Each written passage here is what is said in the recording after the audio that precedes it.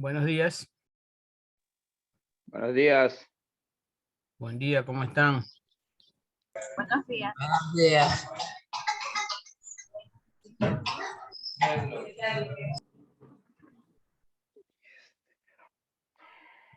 Son las 7:55, ya van a ser las 8. Sí, me disculpan por el asunto este de los exámenes que tenía. Ya mismo te vas a... Ahora, ponte a orar.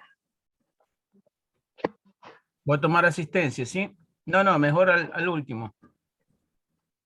Vamos a dejar que ingresen un poco más estudiantes. Vamos con el contenido. Vamos a repasar el contenido. Hablábamos de la última clase, el 1.3, el uso de herramientas. Hablamos del uso de herramientas utilizadas básicamente en el taller mecánico automotriz, ¿no?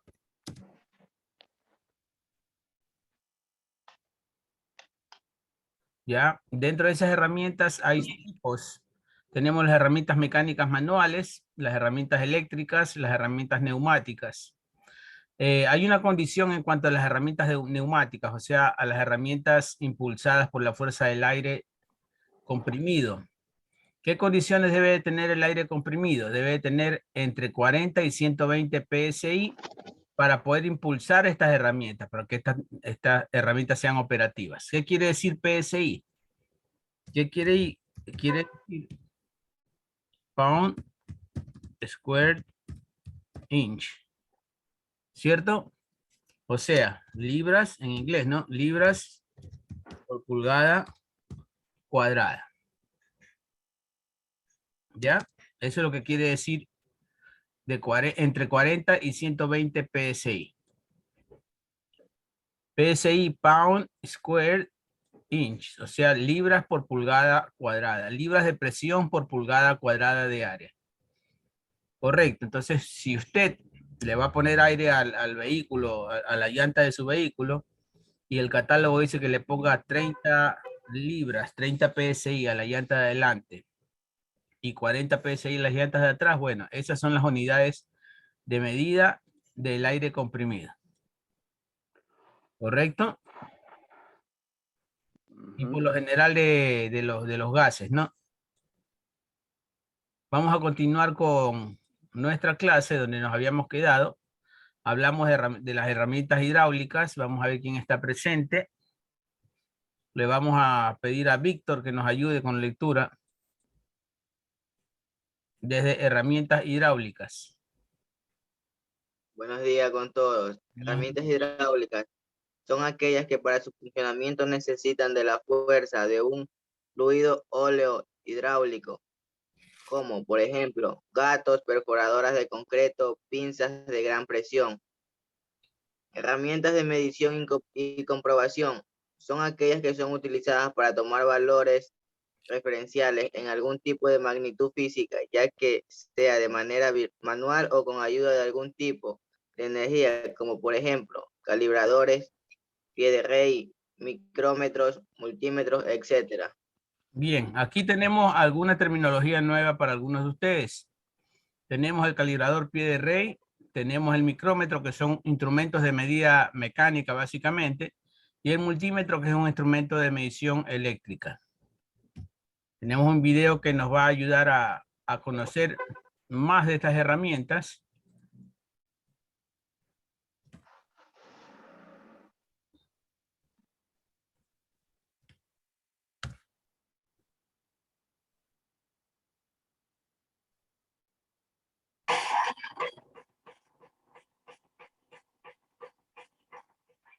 Señores, buenos días. Mi nombre es Javier y a nombre de MM les doy la bienvenida a este tutorial de la presentación de algunos instrumentos de medición básicos en el taller de reparación de motocicletas.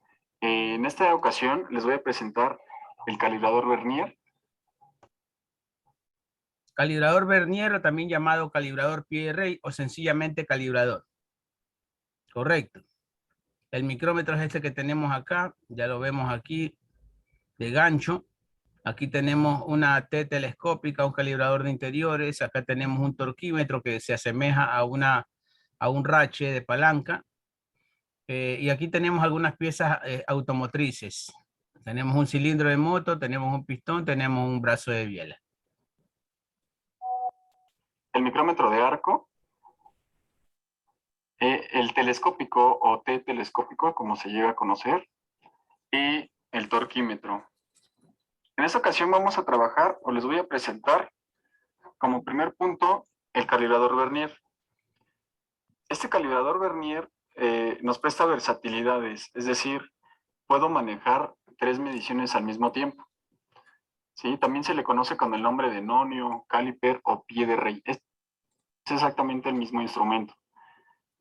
Nos puede facilitar, como ya lo mencioné, 3 medidas, tales como interiores. Estamos midiendo el diámetro interior de ese agujero, de ese cilindro. Medidas exteriores.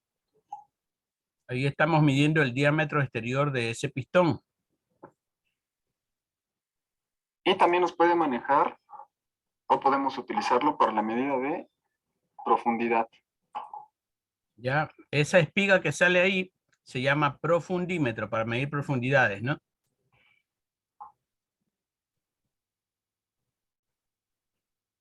Posteriormente vamos a hablar y analizar exactamente cómo obtener la medida. Miren, si nos damos cuenta, el calibrador pie de rey se compone de 2 cuerpos principales. La regla fija numerada, en la cual en la parte de abajo tenemos milímetros y en la parte de arriba tenemos pulgadas. En esta ocasión, las pulgadas han sido divididas en milésimas de pulgadas. De 2 a 3 hay 2, 4, 6, 8, 10. O sea, ha sido dividida en partes iguales, pero en escala decimal. Entonces, la apreciación de este calibrador en cuanto a milímetros es de una apreciación, o sea, una exactitud de hasta 2 centésimas de milímetro. O sea, 1 milímetro dividido en 50 partes, ya sería a 0,02, ¿no? 1 dividido para 50 es igual a 0,02. Entonces, hasta ese grado de exactitud podemos medir con esta herramienta en esta escala milimétrica. En cuanto a las pulgadas, esta pulgada ha sido dividida en 100 partes, o sea, podemos medir, no, hasta 1000 partes, o sea, podemos medir hasta grado de exactitud de 1 milésima de pulgada. Si una pulgada la dividimos en 1000 partes, hasta ese grado de exactitud podemos llegar a medir con esta herramienta. Es una herramienta convencional utilizada en casi todo taller mecánico. Hay herramientas mucho más exactas, ¿no? Pero mucho más delicadas también. ¿Correcto? Entonces, ¿cómo funciona? Simplemente el nonio, que es la parte móvil, esta parte de aquí, esta parte de acá, que es la que se desliza sobre la parte fija, sobre la regla fija. Siempre vamos a tener de referencia este 0. Este 0, ¿dónde cae el 0 y dónde cae este 0 de aquí? A lo que se desliza sobre la regla. Ya vamos a ver cómo es. Ideal y la medida correcta con ese instrumento. Lo podemos encontrar en escalas distintas, es decir, en esta ocasión les traje que en la parte de arriba, si vemos, nos maneja las fracciones de la pulgada y en la parte de abajo nos maneja milímetros. Y de igual forma está dividido en pulgadas Tan solo que este no nos maneja fracciones, nos maneja milésimas de pulgada y en la parte de abajo nos maneja igual milímetros. De hecho, aquí nos lo marca. ¿Ok? Recordemos que todos los instrumentos de medición tienen formas y usos correctos de tomar la medida. Los palpadores siempre deben de estar colocados y asentados de una forma correcta, sin presionar, es decir, yo tengo que sacar la pieza de forma libre. Yo no puedo hacer esto porque estoy errando la medida, es decir, yo la estoy forzando. Tiene que caer de forma libre, no debe de tener presión. Debemos de fijarnos que estén bien asentadas las bases de nuestros palpadores en ambos lados. Eso nos va a asegurar una medida correcta. De igual forma, cuando medamos interiores, solamente abrirla de una forma ligera, llegar al límite, sin forzar la medida, exactamente no hacer lo que estábamos haciendo con la otra medición. Tiene que deslizarse de forma suave. ¿Para qué? Yo esté seguro. ¿Cómo sabemos qué medida estamos tomando ahí? Como le había dicho, bueno, lo vamos a ver al revés, ¿no? Tenemos que tomar como referencia siempre el número 0 del nonio. Si tenemos aquí una escala milimétrica, aquí tenemos de 0 a 1 hay 10 milímetros, 20 milímetros, 30, 40, 50 y el 0 no llega al 60, ¿cierto? Entonces, este diámetro interior va a tener 50, 51, 52, 53, 54, 55, 56, 57. 57 milímetros de diámetro y un poquito más. No sé si se fijan aquí, ¿no? En esta parte. El 0 está entre el 57 y el 58. Correcto. Entonces, la medida va a ser de entre 57 y 58 milímetros, o sea, 57 y un poquito más. Ahora, ese poquito más lo vemos acá con el número el resto de numeración del nonio. Ojo que solo una de estas líneas va a coincidir plenamente con una de estas líneas de la regla fija. Entonces tenemos que ver bien cuál de esas líneas va a coincidir. Tenemos, si miramos bien con exactitud, vemos que más o menos la línea que coincide es el número 3. El número 3. Entonces, la medida va a ser 57 milímetros punto 3. 57.3 milímetros. Correcto. Entonces, el 0 nos marca la cantidad de milímetros y el resto del nonio nos marca la cantidad de decimales extra que nosotros vamos a tener en esa medida. Seguro que estoy tomando una medida adecuada. Y cuando miramos profundidades, debemos de estar completamente seguros de que está bien asentado nuestro instrumento para que de esta forma pueda salir en una forma perpendicular al plano donde estamos midiendo, es decir, que no tenga una inclinación. Si yo hago esto o hago esto, la medida va a estar incorrecta. Debe de estar bien asentada, deslizo la parte del nonio y de esta forma voy a obtener una medida correcta con mi vernier. ¿Ok? Esto es en cuestión del vernier. El otro instrumento de medición que les mencioné es el micrómetro de arco. ¿Sí? Este micrómetro de arco nos sirve únicamente para medidas interiores. Solamente voy a tener palpadores para la parte externa. ¿Sí? Esa parte negra es un aislante. Ese instrumento, como nos maneja unas escalas mucho más precisas, si yo lo tomo mucho tiempo de la parte metálica, transfiere. Si nos damos cuenta, el calibrador vernier tenía un grado de exactitud hasta de 2 centésimas. Este micrómetro de arco de exteriores con un rango de medida de entre 75 y 100 milímetros, o sea, solo se puede utilizar con piezas que midan entre 75 y 100 milímetros, no es como el calibrador vernier, que tiene una escala más amplia, un rango más amplio. Este solo se utiliza para medir piezas entre esta y esta medida. ¿Con qué grado de exactitud? De 1/100 de milímetro. O sea, es el doble de exacto que el calibrador Verniel. ¿Correcto? Pero la temperatura corporal hacia el metal, haciendo lo que este se dilate. Es decir, que crezca un poquito y me va a dar una medida una medida errónea.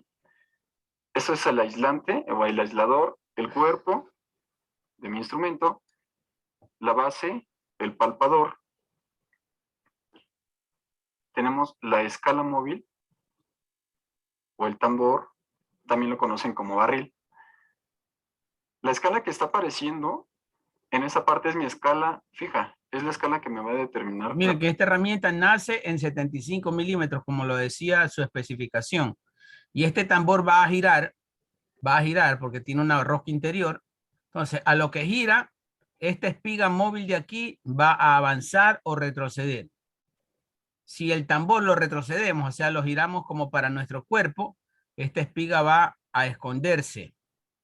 Correcto. Si nos damos cuenta, aquí en la puntita, esta espiga móvil tiene una parte oscura, ¿no? De un metal oscuro.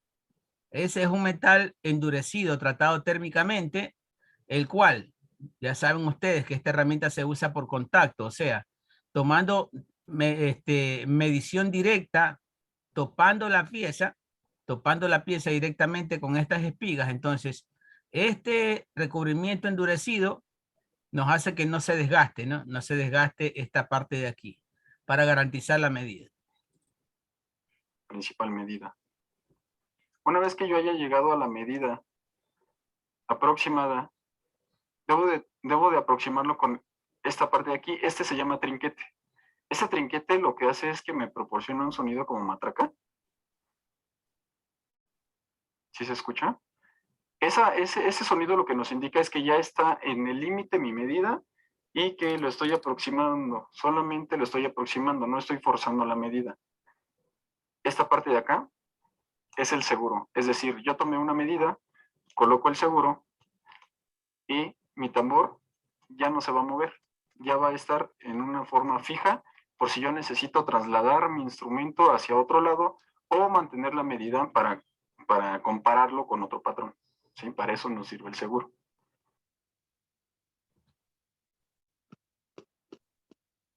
Mira, aquí tengo yo un micrómetro con otro rango, ¿no? Con un rango de 0, no sé si se observe, un grado de exactitud de 1/100 de milímetro y un rango de entre 25 y 50 milímetros. Es más pequeño.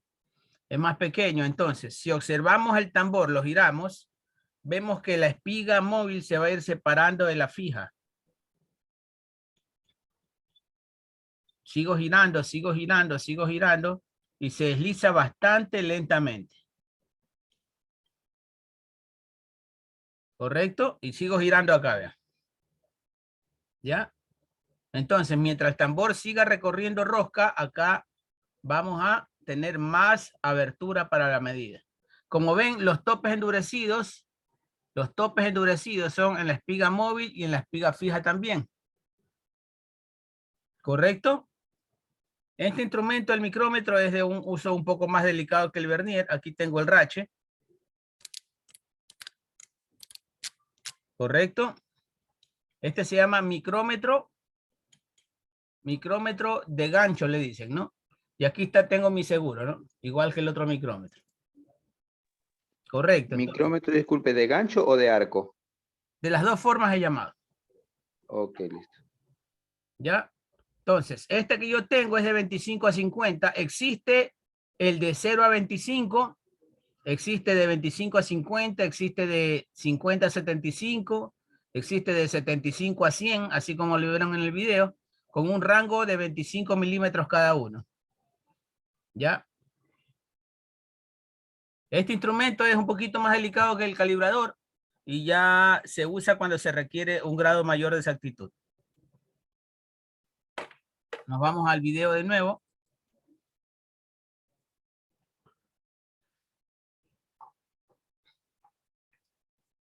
También tenemos los T o los telescópicos. Este nos va a ser muy útil en la medición de diámetros de forma alejada de la superficie. Este telescópico se le conoce como micrómetro de interiores tipo T. Correcto. Entonces, ¿qué hace? Lo que hace es introducir esta parte con 2 espigas de resorte. Las espigas se las comprime mediante la mano, se introduce la herramienta y esas espigas se abren hasta topar el diámetro interior. Una vez que toparon el diámetro interior, fijamos la medida y esa medida que sacamos de ahí la trasladamos al micrómetro o al calibrador para leer bien la medida que tenemos el diámetro interior. Es decir, yo con este voy a poder medir el diámetro, pero solamente con la limitante de que hasta donde me lleguen mis palpadores. ¿Sí? Solamente voy a poder medir en esta profundidad. Sin en cambio, con los telescópicos yo puedo introducir qué tan alto o qué tan abajo necesito yo la medida. ¿Sí? El inconveniente de ese instrumento es que, si notamos, no tiene una escala graduada en su cuerpo. No me dice hacia dónde voy, si voy hacia la izquierda o si voy hacia la derecha, qué tan grande es mi medida. Para el uso de esta medida, yo lo que requiero es... ¿Sí escucharon cómo al soltar el seguro los resortes actuaron y salieron las espigas? Abrirla hacia donde dé el tope y un micrómetro de arco que me indique, ahora sí, la medida externa.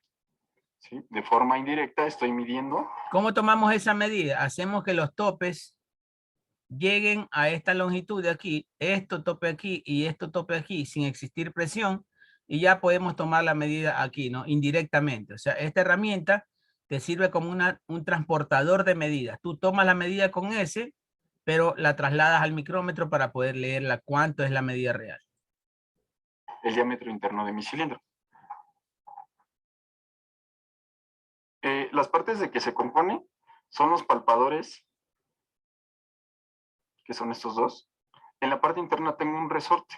Ese resorte es lo que hace que se expulsen hacia afuera cuando yo coloco o quito el seguro, es esta parte. Cuando quiten el seguro, tengan cuidado de sujetar los palpadores, porque por el resorte que tienen adentro, si yo lo libero de forma rápida, hay veces que salen volando, se descomponen en su instrumento. Por eso hay que tenerlo presionado al momento de liberar el seguro, perdón. El cuerpo de la T, como veremos, no tiene gran inconveniente en utilizarlo, en obtener la medida, pues ya veremos casos específicos más adelante.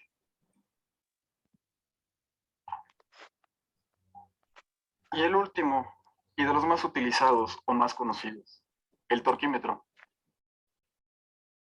Ese torquímetro nos ayuda principalmente a saber qué tanta fuerza le estoy aplicando yo a un tornillo, qué tanta fuerza requiere una tuerca para que no vaya yo a romper o a degollar el tornillo. Muchas veces nos pasa que por tener la idea de que entre más apretado o más fuerte le dé, se va a quedar más fijo ese tornillo. Es una idea errónea. ¿Por qué se llama torquímetro? Porque esta herramienta mide la cantidad de torque, la cantidad de torque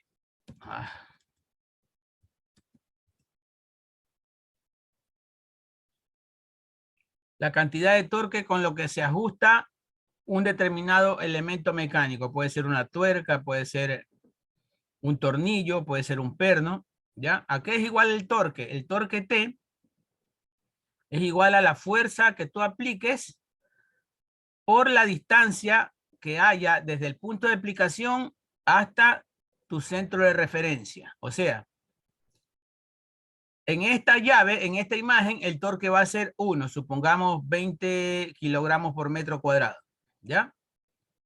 Pero si tenemos una llave más larga, ¿ya? La distancia D va a ser mayor. Entonces, ese perno, esa tuerca, va a estar ajustada con mucho más torque y usando la misma fuerza. ¿Por qué? Porque tenemos más distancia. Correcto, usamos una llave más larga. Entonces, el torque con que fue ajustada es mucho mayor, ¿cierto? Entonces, el torque depende de la fuerza aplicada por la distancia desde el punto de aplicación de la fuerza hasta tu centro de referencia. Es decir, esto, ¿no? Torque es igual a longitud por Longitud por la fuerza aplicada. Si la llave es más larga, lógicamente que con la misma fuerza vamos a lograr más torque. ¿Correcto?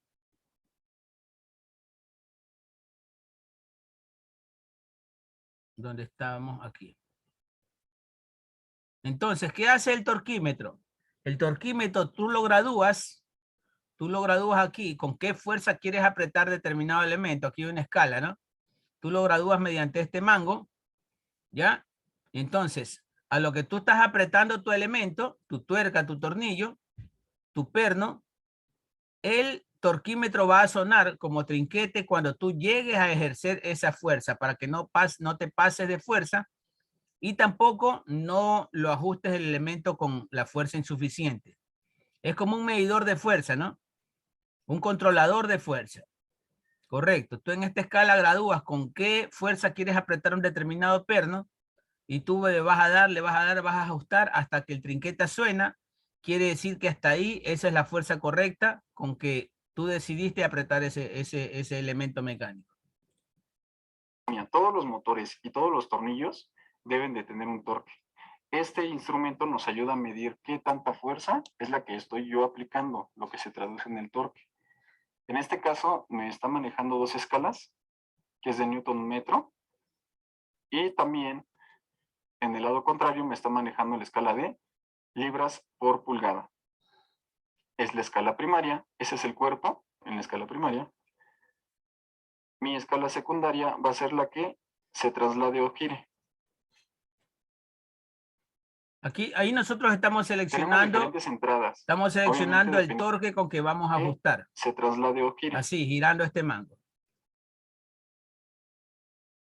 Tenemos diferentes entradas, obviamente dependiendo del torque que yo requiera. En este caso traje la de 1/4.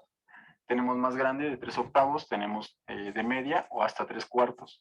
Obviamente el torque que yo necesite aplicar va a ser en medida de la tuerca que yo necesite, del dado, perdón, para que así ya una vez que entre, no degolle yo mi instrumento y tampoco dañe yo lo que tenga que sujetar. Compañeros, de mi parte ha sido todo. No se olviden de visitarnos en nuestra página www.emm.mx.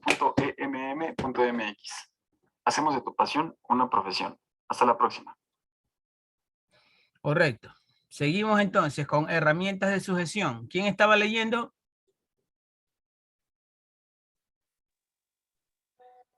Herramientas de sujeción son aquellas utilizadas para mantener en posición fija uno o varios elementos o piezas, como por ejemplo, entenallas, sargentas, playos de presión, etc. Herramientas de trazado son aquellas que sirven para marcar o referenciar medidas, por lo general lineales, bajo el principio de dureza de los diferentes materiales, como por ejemplo gramiles, ralladores, etc. Herramientas de corte son aquellas utilizadas para separar o reducir volumen de los diferentes materiales utilizados, por ejemplo, brocas, fresas, machuelos, cinceles, sierras, serruchos, etc. Ya, aquí vamos a buscar esta terminología nueva. Una broca si saben lo que es, ¿cierto? Una broca si saben lo que es. Vamos a buscar imagen de fresa. ¿Ya? Aquí vamos a buscar imagen de fresa. ¿Ya? Mire, está fresa la fruta, ¿no? ¿Ya? Está fresa la fruta. Vamos a buscar entonces imagen de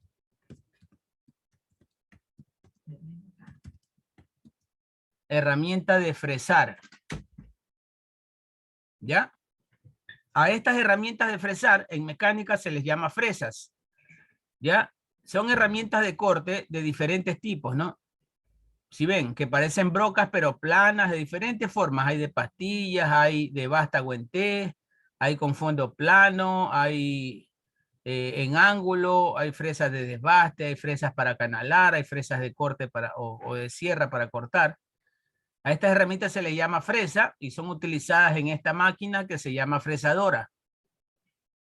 ¿Correcto? No se van a estar confundiendo con la fruta. Listo. ¿Ya? Es como una broca pero plana, ¿no? ¿Sí la ven? ¿Ve?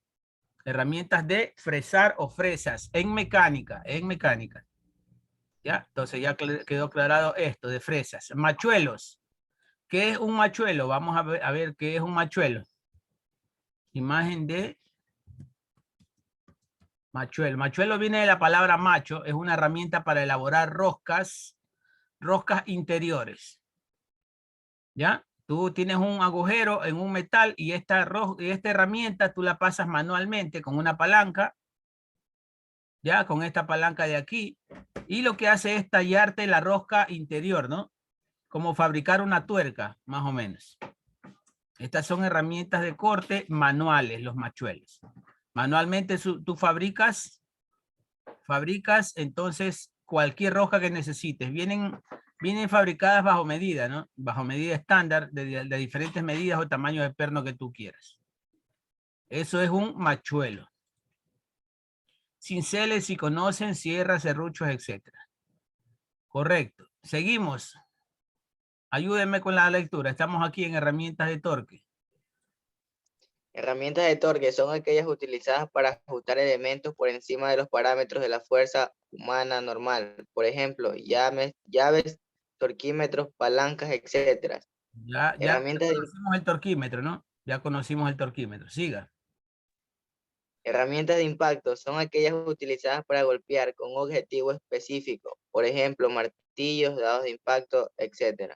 Ya, correcto. Entonces ya conocemos el martillo, los dados de impacto. Los dados de impacto son estos de acá, ¿no? Déjenme ver si ya mostramos las herramientas. No. ¿Cuáles son los dados de impacto? Estos son dados de impacto, estos negros. La mayoría de los dados normales, los que no son para herramientas de impacto, vienen cromados, ¿cierto? El cromo vanadio, vienen brillantitos.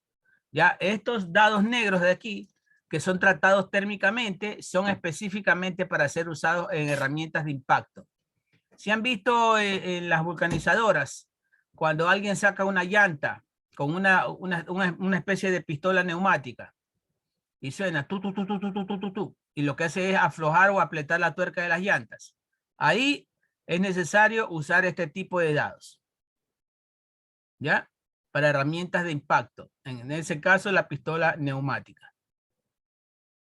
Vamos a buscar, muchas gracias al estudiante. Vamos a buscar quién más nos ayude. Ayala está presente. Pregunto. Ayala no. A ver, vamos con Diana Herrera.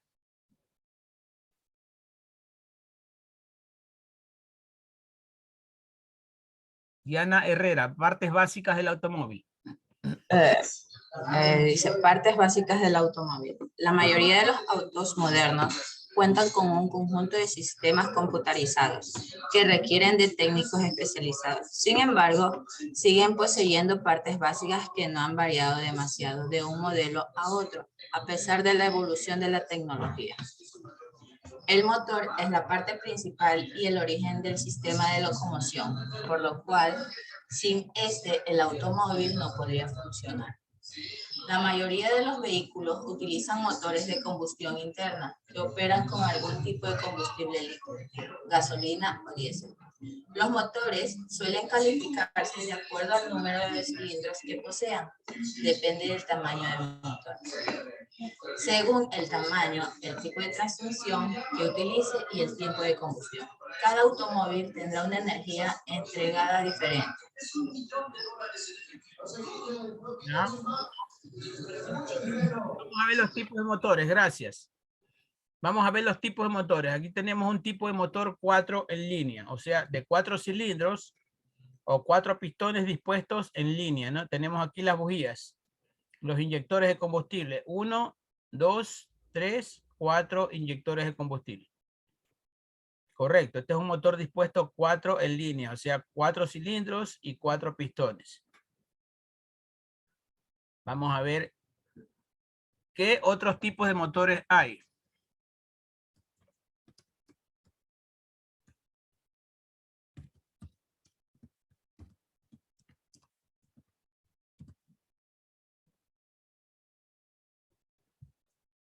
Aquí tenemos diferentes tipos de motores. Aquí tenemos un bloque 4 en línea. Block es toda esta pieza de aquí, ¿no? Donde están tallados los cilindros. ¿Ya? Este es un block 4 en línea. ¿Por qué 4 en línea? Tenemos 4 pistones dispuestos sobre la misma línea. Este block de acá, este motor, ¿ya? ¿Qué tipo de motor sería entonces?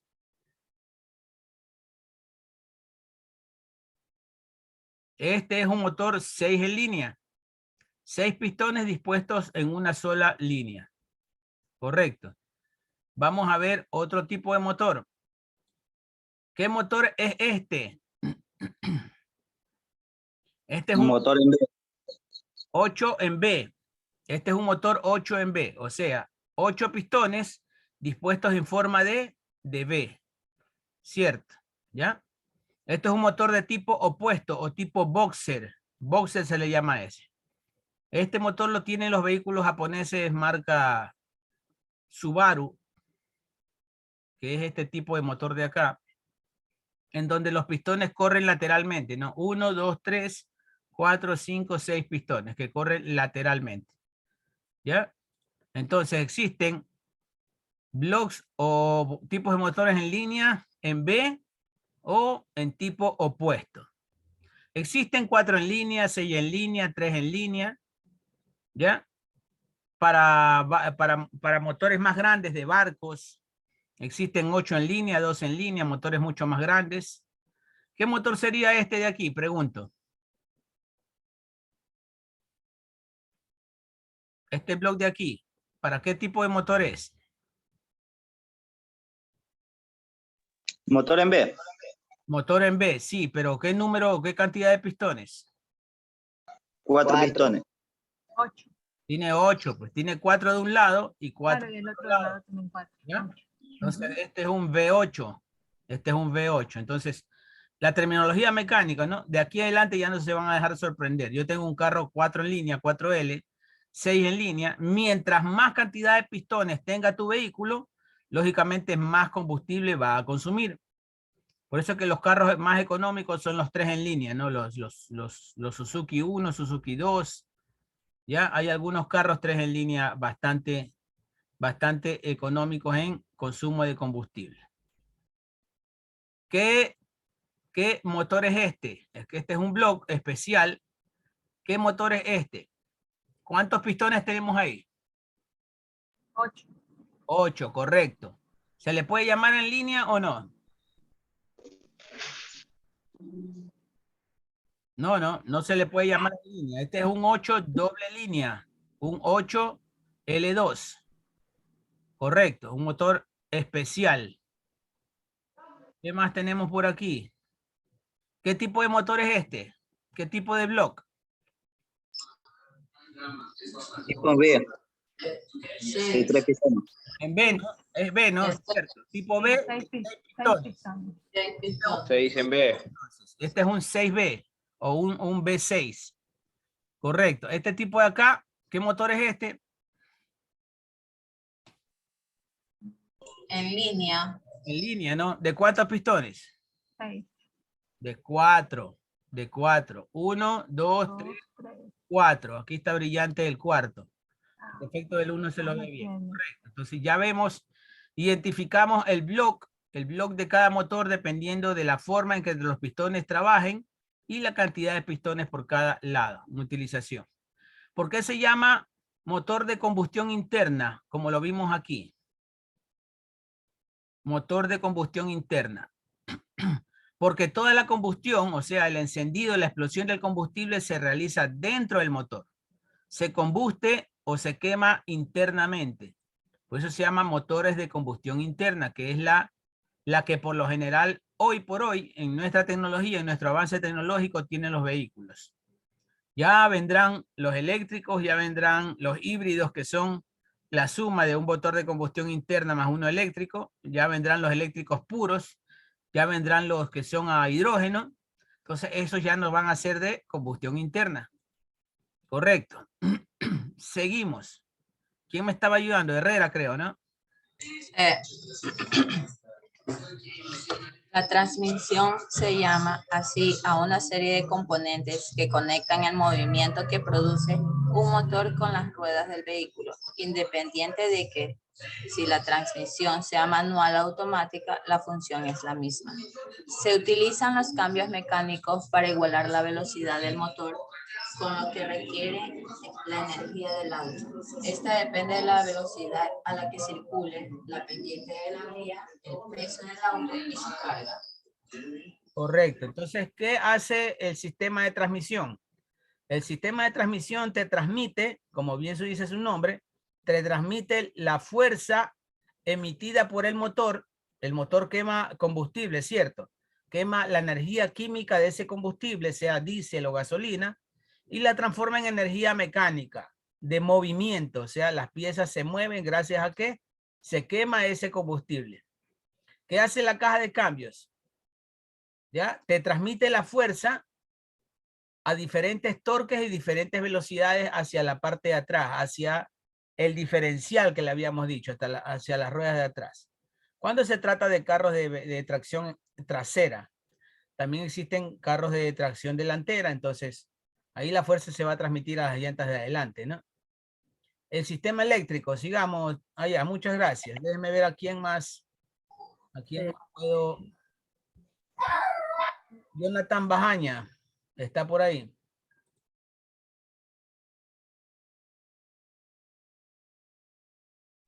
Buenos días, profesor. Buenos días, ayúdeme con sistema eléctrico. El sistema eléctrico opera a través de una batería recargable que toma energía de giro del alternador que funciona de modo de generador. El sistema eléctrico, por lo regular de 12 o 24 voltios, se encarga del encendido inicial del motor, la bomba de combustible, las chispas de las bujías, alimentación de las luces, señales, sensores, sistemas internos de puertas, ventanas, audio y video. Correcto, sistema de frenos. Dice, garantiza principalmente la seguridad activa de los ocupantes. Existen dos tipos, de disco o de tambor. Correcto, de disco y de tambor. Aquí tenemos el sistema mecanismo de disco. Tenemos un disco de doble cara pulida con perforaciones en medio para permitir que el aire circule por en medio de él y no se caliente. ¿Ya? Aquí tenemos nosotros las dos pastillas de frenado, una a un lado y otra a otro lado. ¿Cómo activan estas pastillas? ¿Cómo trabajan? Al entrar la fuerza del líquido de frenos por aquí, por esta cañería, estas pastillas se aprietan contra el disco y frenan esa determinada llanta, ¿no? Frenan la determinada llanta, correcto. Esto es utilizado en vehículos pequeños porque la fuerza de frenado no es tan grande. ¿Por qué no es tan grande? Porque la superficie de rozamiento, o sea, el área que roza entre las pastillas y el disco es poca. Miren, esta parte de aquí y esta parte de acá nomás. ¿Ya? Entonces, como no hay mayor superficie de frenado porque el resto del disco está libre, ¿ya? Esto se usa en vehículos de alta velocidad y de poco peso, o sea que requieran poca fuerza de frenado. Recuerde que mientras un vehículo es más pesado, ¿ya? Con capacidad de carga mayor, requiere más fuerza de frenado. Correcto. Ahora tenemos el otro sistema de tambor. Este es un poco más complejo, pero es diseñado, pero más eficiente, ¿no? Es diseñado para vehículos de ya más capacidad, mucha más capacidad. ¿Por qué?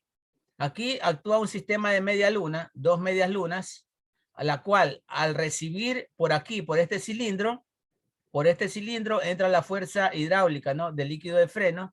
Este cilindro abre, o sea, abre dos espigas y esas dos espigas hacen que estas dos medias lunas se abran, se estiren hacia sus lados y como están encajadas dentro de este tambor, lógicamente van a frenar el tambor desde la parte de adentro. ¿Por qué? Porque esta superficie, estas zapatas van a rozar con el interior de este tambor.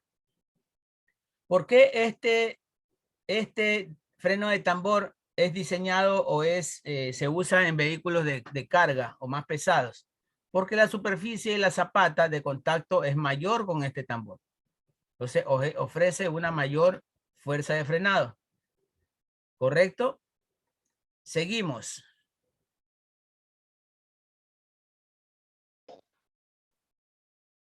La persona que estaba leyendo, por favor. Dice, el sistema de dirección. En un inicio se hacía mediante palanca o manubrio, cambiando luego a volante redondo, logrando gran maniobrabilidad y absorbiendo las irregularidades o golpes de las ruedas. Existen sistemas de tipo de cremallera y hidráulico asistido por bomba. Ya, gracias. Entonces, antes existía solo el sistema de tipo cremallera y hoy por hoy tenemos una bomba electrohidráulica que nos ayuda a multiplicar la fuerza de nuestros brazos al mover el volante. ¿Ya? No sé si ustedes han visto un vehículo que cada vez que usted gira el volante suena como que una bomba trabaja, ¿no? Como que una bomba impulsa líquido hidráulico. ¿Ya? Entonces, ahí está multiplicando esa bomba electrohidráulica, está multiplicando la fuerza con que nosotros vamos a hacer girar las llantas para que se nos haga mucho más fácil, ¿no? Para que utilicemos menos fuerza para girar las llantas del vehículo. Se compone de volante, columna, cruceta de unión, tenemos nuestro cajetín y nuestra cremallera. La cremallera, ¿qué hace? Transformar el movimiento circular del volante en movimiento deslizante alternativo. Las dos llantas tienen que girar hacia el mismo lado, recuerden. Y en el mismo ángulo también. Entonces, eso es lo que hace la cremallera. ¿Correcto? Que es un sistema más o menos como el de acá, ¿no? ¿Listo? Sistema de suspensión. Gracias. Déjeme buscar otro estudiante. El señor Girón.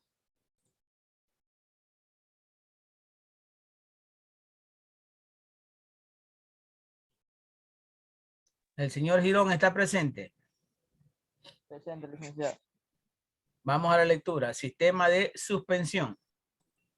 El sistema de suspensión es el encargado de alcanzar mayor grado de confort para los ocupantes y de evitar golpes y vibraciones que pueden producir las irregularidades de la vía y que pueden afectar a los elementos fijos del automóvil. ¿Ya? Entonces aquí tenemos dos diferentes sistemas de suspensión. Uno individual para cada llanta. Vean, un amortiguador en cada llanta, más los cauchos, más el resorte, ¿no? O el muelle, que es lo mismo, muelle o resorte. ¿Ya? Identificado o diseñado para vehículos livianos de compacto. ¿Ya? Y aquí tenemos el sistema de hojas de resorte, diseñado para, lógicamente, vehículos ya de más carga, ¿no? Camiones, tráiler y de ese tamaño, de ese calado, de ese nivel. ¿Ya? Las hojas de resorte, cada vez que le ponemos peso en las puntas van ensambladas al cajón o al container o a la plataforma y lo que hacen es tirarlas para abajo, ¿no? Empujarlas hacia abajo y estas hojas de resorte tienden a ponerse rectas. Ahorita sin carga están un poco curveadas. Ya con carga, al aplicar carga aquí, carga acá, porque estas dos puntas están unidas a la plataforma, lo que va a cargar el peso, tienden a ponerse rectas, ¿no? Ya se flexan, pero absorben en todo caso las irregularidades del camino. Fundamentos del motor. Vamos a ver cómo funciona un motor en sí, un motor de combustión interna. Lectura. El motor es un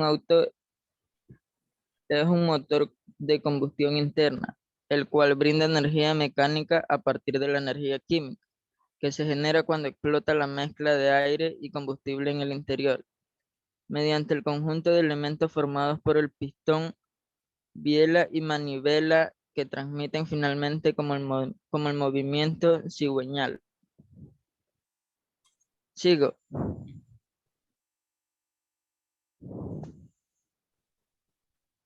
Siga. El motor del automóvil está formado por un conjunto de cámaras de combustión, también llamadas cilindros, dentro de las cuales se producen 4 tiempos de funcionamiento del motor: admisión, comprensión, explosión y escape. Ya. La Esta parte la vamos, espérense un ratito, vamos a poner el video. Aquí lo van a entender más rápido esto de los 4 tiempos del motor.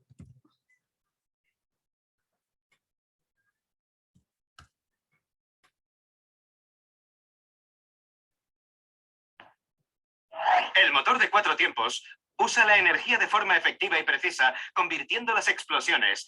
¿Qué tipo de motor es este? Para este cuadrón. Motor en B, ¿De cuántos pistones? de 2 pistones. De 2 pistones, correcto. Es un V2, ¿no? Correcto. ¿Quién dio la respuesta? Wimper Martínez. Ya le vamos a poner un punto, Wimper. En movimiento para ponerse en marcha. Un motor que desencadena explosiones para liberar energía y crear movimiento. No con una, sino con 120 explosiones por segundo. Pero el truco consiste en aprovechar estas explosiones para crear movimiento y ponerlas a funcionar para que la máquina haga lo que se supone que tiene que hacer, moverse. Toda la operación implica 4 pasos muy sencillos. Todo ocurre en el cilindro. En la parte superior se encuentra la cámara de combustión. Aquí es donde se producen las explosiones. En el interior del cilindro hay un pistón que se mueve hacia arriba y hacia abajo. En la parte inferior hay un cigüeñal que al final utilizará el impulso generado en la cámara de combustión para hacer funcionar la máquina. Pero, ¿cómo funciona? Es hora de traer la artillería pesada y desmontarlo.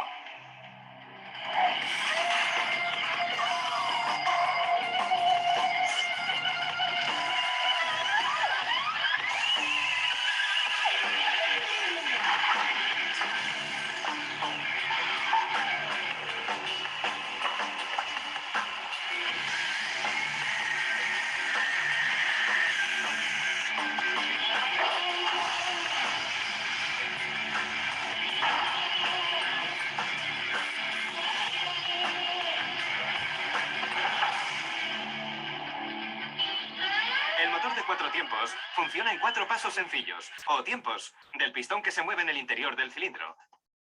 Primer tiempo, admisión. Las válvulas de admisión se abren y una mezcla de aire y vapores de gasolina entra. Entonces, a lo que el pistón comienza a bajar, crea un vacío que ala esta válvula y la hace que se separe de su superficie. Se rompe el sello de aquí, por aquí entra aire, o sea, este pistón chuparía aire, el cual es necesario para la combustión aquí dentro de la cámara. Aquí está la bujía que provoca la chispa de encendido. Junto a él está también el inyector que inyecta combustible dentro de la cámara.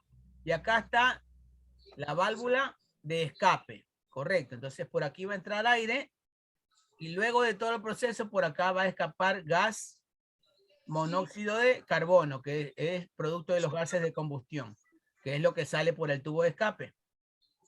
¿Correcto? Vamos a ver cómo se produce todo este proceso. Entra en el interior del cilindro con el pistón que desciende.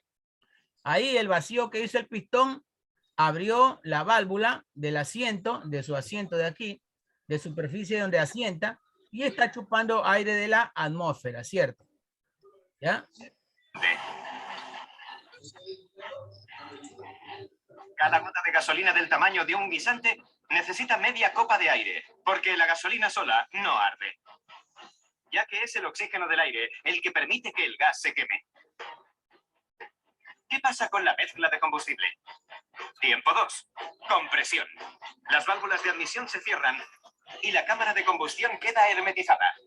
El pistón sube, aprieta la mezcla de aire y gasolina y la hace... Aquí comienza el segundo tiempo. El primer tiempo era admisión de aire, correcto. El segundo tiempo es cuando el pistón comienza a subir y a comprimir la mezcla de aire y combustible que ya entró por acá.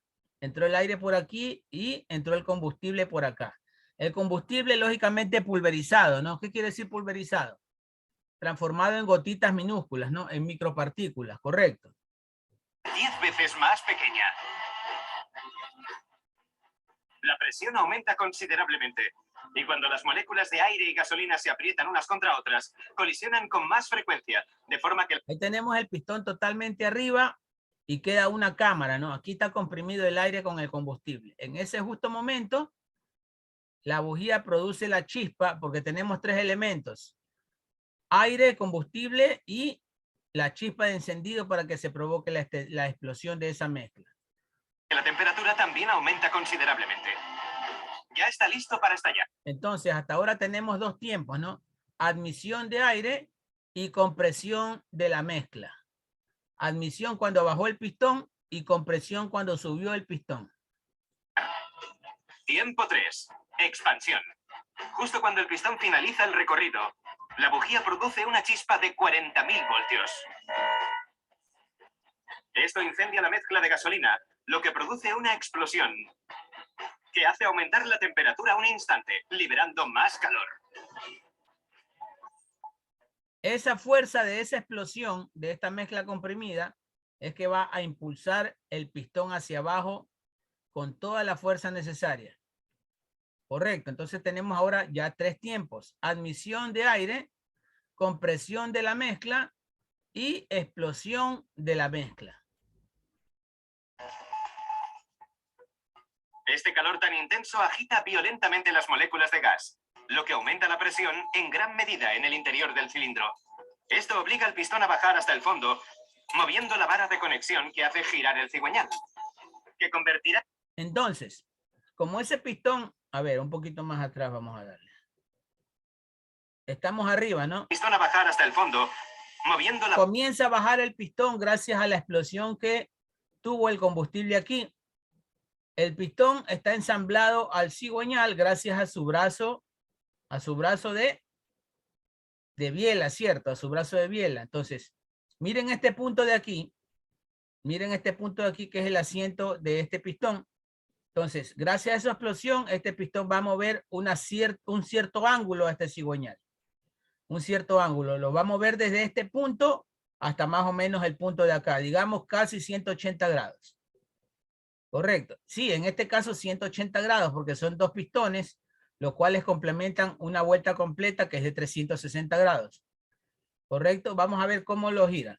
La vara de conexión que hace girar el cigüeñal, que convertirá la energía de la explosión en un movimiento rotacional para que las ruedas se muevan.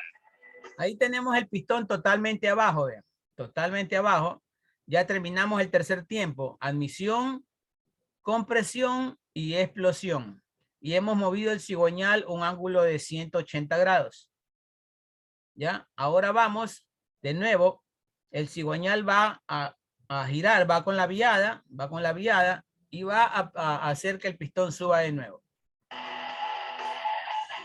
Y por último, el cuarto tiempo del ciclo, el escape. Estas válvulas se abren, el pistón sube.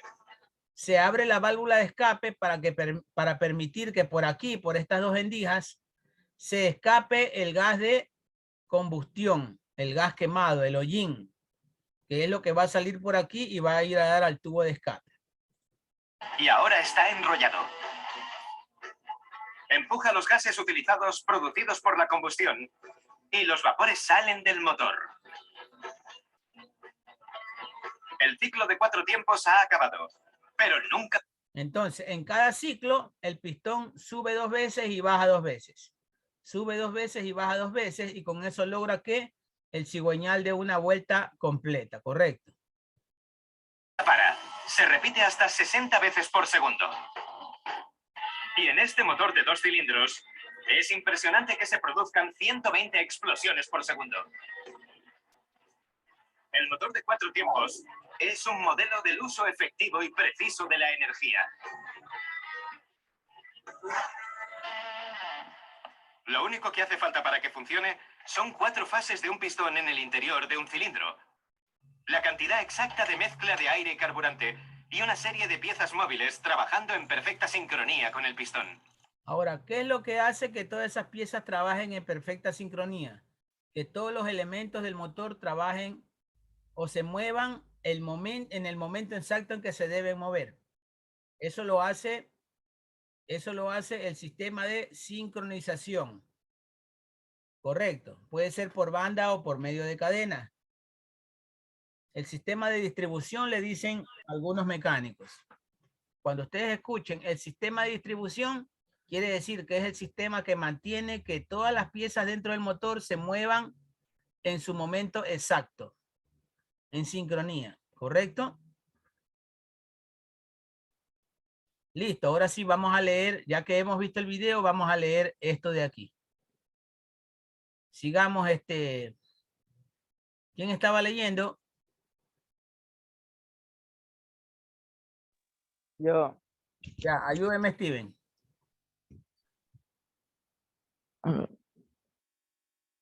La admisión, primera etapa. El combustible y el aire regresan a la cámara a través de las válvulas de admisión. Luego esta mezcla de aire-combustible es comprimida en la segunda etapa llamada el pistón, llegando al pistón hasta el extremo superior del cilindro. En este momento se da la tercera etapa, la explosión, en la cual se libera la energía química de la mezcla y se convierte en energía mecánica llevada hasta el giro del cigüeñal. ¿Ya? Finalmente se da el escape, donde la mezcla de gases quemados es eliminada por las válvulas de escape para dar ingreso a nuevo aire y combustible y reiniciar nuevamente el ciclo. Correcto. Entonces, una vez que vimos el video, ya podemos entender toda esta palabrería, ¿sí o no? En la admisión o la primera etapa, el combustible y el aire ingresan por la válvula. ¿Se acuerdan que la válvula de admisión se abría? Ingresan a la cámara a través de las válvulas de admisión. Luego esta mezcla de aire y combustible es comprimida por la cabeza del pistón en la segunda etapa, llegando el pistón hasta el extremo superior del cilindro.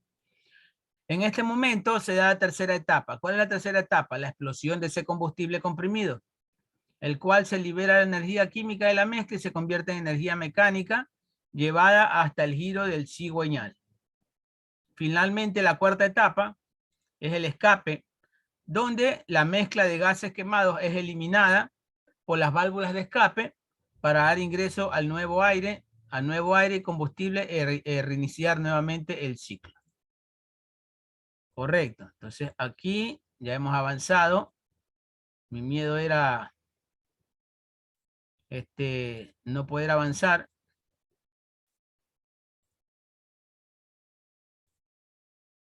Correcto. Aquí nos vamos a quedar. Les hago entonces, vamos a tomar lista. Rapidito. Aguirre Jiménez.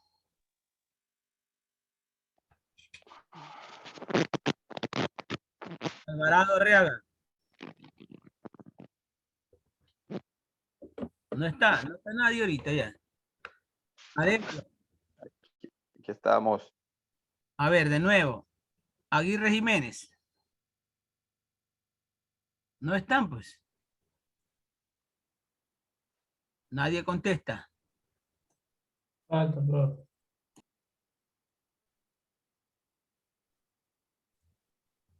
Alvarado Arriaga. Arevalo Fuentes. Avilés Ochoa. Presente. Eso. Ayala Goya. Nadie me está contestando.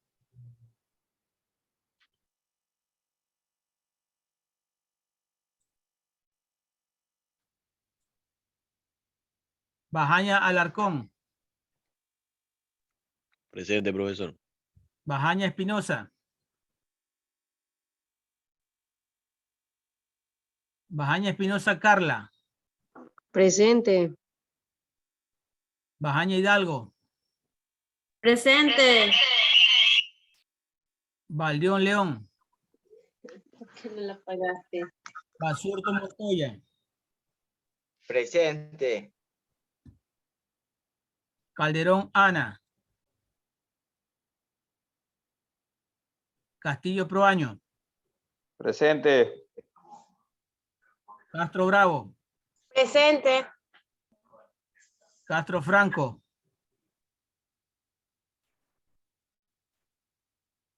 Chilango Aranda.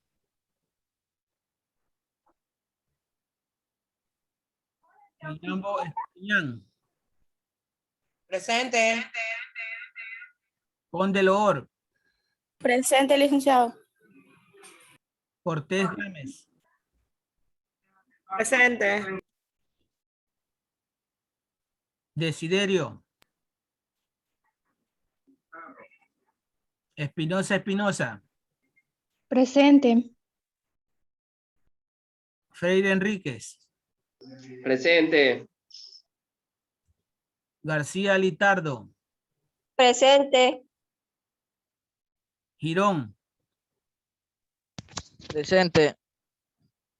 Gurumendi. Presente. Herrera Morales. Presente. Holguín. Holguín. Guacón. Presente. Guacón. Presente, profe. Jiménez. Presente, licenciado. León Espinosa. Presente, licenciado. Macías Bisueta. Martínez Castro. Presente, licenciado. Ok. Tenías un punto, ¿no? Sí. Martínez Castro. Bien, chicos. ¿Qué tal la clase? ¿Se está entendiendo? Buenos días, licenciado. Disculpe, soy Aguirre. Lo que pasa es que tenía problemas con el internet. ¿Y cuándo soluciona eso? Ya llevamos 2 años en esto. Vamos solucionando. A ver, ¿qué tal la clase? Los demás. Los que no tenían ni idea de mecánica, ¿están entendiendo más o menos el procedimiento? Recuerden que esto es fundamento. Sí, profesor. Entonces ya le puedo llevar mi carro, Cristina. ¿Se está entendiendo? Claro, cuando guste. Hecho. ¿Cuánto me va a cobrar? Por calibrar válvulas. Por ahora nada. Bien, me pasa dirección por interno. A ver, Ok, para desayuno nomás. ya está todo, listo. ¿Quién más? ¿Tiene algún problema? ¿Le está gustando la materia o le cogieron más odio? Está interesante. Interesante, profe, la materia. Están demasiado activos hoy día. Bueno, ahí los dejo entonces. De todos modos tienen el documento para que vayan adelantando la lectura y los veo el día jueves. Estén atentos al grupo de WhatsApp, ¿sí? Una pregunta. Lo que pasa es que en la plataforma hay unas que dice las hojas de... Ay, ¿cómo que dice? Pero todo está con que pide autorización. ¿En la plataforma o en el Drive? Por ejemplo, aquí dice, en lo que es en la plataforma dice Google, el drive de la asignatura, quiero abrir, pero me pide acceso. Pero habla el documento, abra el documento de la plataforma, pues en la cabecera de la materia están todos los documentos. Dice, aquí donde está de la presentación de asignatura también, Ahí, así mismo, todo está. hoja para formato de tareas. Por aquí, También está con pide acceso. por aquí les mando ahorita les mando los documentos, espérense un ratito.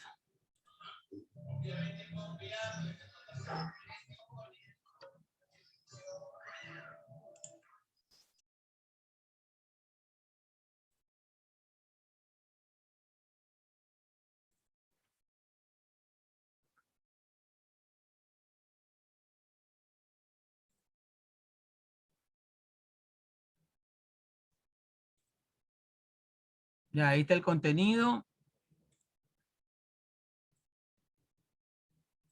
Y ahí está el formato de hoja para tareas.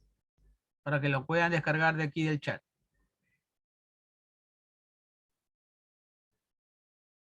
¿Me confirman, por favor?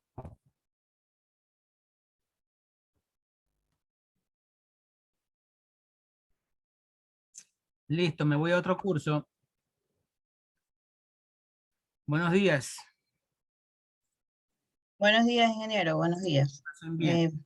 Ayúdenme, por favor, pasándome el hoster, Ya, cómo no. hospedador.